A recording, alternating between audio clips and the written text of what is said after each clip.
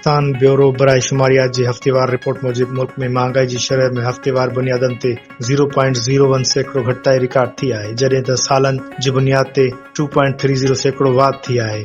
Report मूजिब 21 अगस्त ते ख़त्म थींदड़ हफ़्ते में सार्फिन लाइ क़ीमत जो काथो 329.1 पॉइंट्स रहियो, जेको गुज़िरियल हफ़्ते जी भेट में 329.15 पॉइंट जे मुक़ाबले में थोरो घटि आहे। गुज़िरियल हफ़्ते दौरान 8 शयुनि जा अघ घटिया, 25 जी क़ीमतुनि में इस्तेहकाम रहियो, जॾहिं त 18 ज़रूरी शयुनि जूं क़ीमतूं वधी वयूं। बिजली जी क़ीमत में 9.01 सैकड़ो, डीज़ल 4.46 सैकड़ो, मुङनि जी दाल 1.71 सैकड़ो, पटाटा 1.15 सैकड़ो, केलो 0.92 सैकड़ो, माश दाल 0.88 सैकड़ो, चणनि जी दाल 0.66 सैकड़ो ऐं दाल मसूर 0.45 सैकड़ो घटिजी वियूं। टमाटनि जी क़ीमतनि में 19.87 सैकड़ो, बसर जी 10.85 सैकड़ो, अटो 9.38 सैकड़ो, कुकुड़ 3.63 सैकड़ो, LPG 1.39 सैकड़ो, खंड 1.25 सैकड़ो, गुड़ 0.82 सैकड़ो, आना 0.73 सैकड़ो महांगा थिया। असां हिकु भेरो ॿीहर ॿुधाईंदा हलूं त हफ़्ते दौरान अटे ऐं खंड सूधो 18 शयुनि जी क़ीमतुनि में इज़ाफ़ो थियो, जंहिं सबबु अवाम में परेशानी जी लहर पकड़ियल आहे।